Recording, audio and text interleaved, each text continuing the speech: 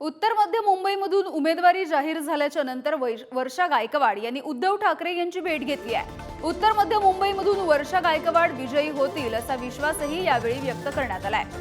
उत्तर मध्य मुंबई मतदारसंघामधून लढण्यासाठी काँग्रेसकडून वर्षा गायकवाड, नसीम खान आणि भाई जगताप हे तिघे सुद्धा इच्छुक होते। मात्र दक्षिण मध्य मुंबईतून तिकीट मिळालं नसल्यानं नाराज झालेल्या वर्षा गायकवाड यांना या मतदारसंघामधून आता संधी देण्यात आली आहे। तर उत्तर मध्य मुंबईतून काँग्रेसच्या पंजाला पहिल्यांदा मतदान करून वर्षा गायकवाड यांना लोकसभेमध्ये पाठवणार असल्याचं वक्तव्य उद्धव ठाकरेंनी केलं आहे।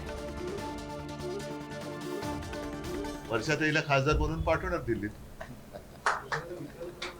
त्याच्यात भावना काय? भावना याच आहेत की देशामध्ये हुकुमशाही येता कामा नये, घटनेचं रक्षण झालं पाहिजे, घटना बदलता कामा नये आणि त्याच्यासाठी महाराष्ट्रामध्ये महाविकास आघाडी आणि देशाच्या पातळीवरती इंडिया आघाडी ही एकजिन्सीपणाने लढते आणि जिंकणार। तो वर्षाताई मुंबईचे अध्यक्ष आहे, त्याच्यामुळे ती कुठूनही लढू शकते आणि कुठूनही जिंकू शकते आणि हा तर आता माझा घरचा मतदारसंघ आहे।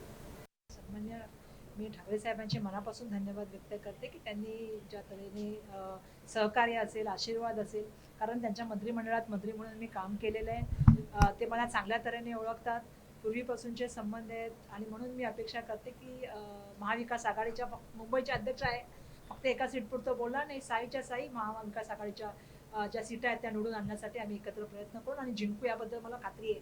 2004 पुन्हा रिपीट होणार याबद्दल मला पूर्ण आशा आहे आणि त्याबद्दल मी पूर्णपणे खात्रीलायक सांगू शकते।